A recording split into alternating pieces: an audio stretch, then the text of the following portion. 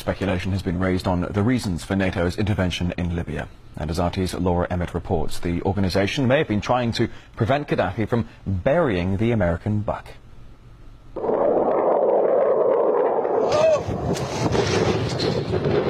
According to some, it's about protecting civilians. We must not tolerate this regime using military force against its own people. Others say it's about oil. The only reason they're interested with Libya is about the oil. You'd think we'd be in Iraq if the major export there was broccoli.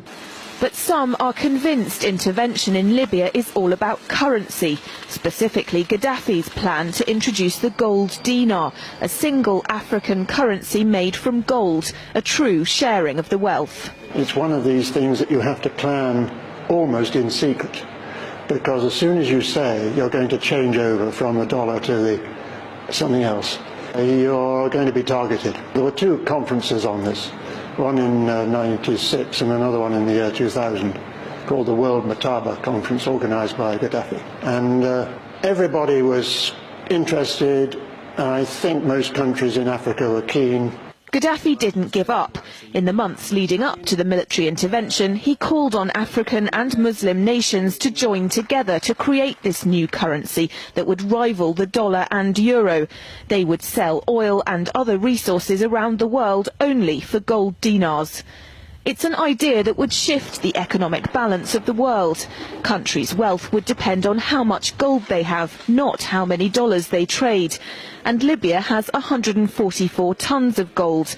The UK has double that, but 10 times the population. If Gaddafi had an intent to try to reprice his oil or whatever else the country was selling in the global markets and accept something else as a currency, or maybe launch a gold dinar currency, any move such as that would certainly not be welcomed by the power elite today who are responsible for controlling the world's central banks.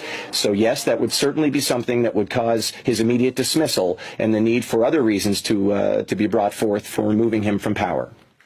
It's happened before. In 2000, Saddam Hussein announced Iraqi oil would be traded in euros, not dollars. Sanctions and an invasion followed. Some say because the Americans were desperate to prevent OPEC from transferring oil trading in all its member countries to the euro. The UK's gold is kept here in a secure vault somewhere in the depths of the Bank of England. As in most developed countries, there's not enough to go around. But that's not the case in places like Libya and many of the Gulf states. A gold dinar would have given oil-rich African and Middle Eastern countries the power to turn around to their energy-hungry customers and say, sorry, the price has gone up and we want gold. Some say the US and its NATO allies literally couldn't afford to let that happen. Laura Emmett, RT, London.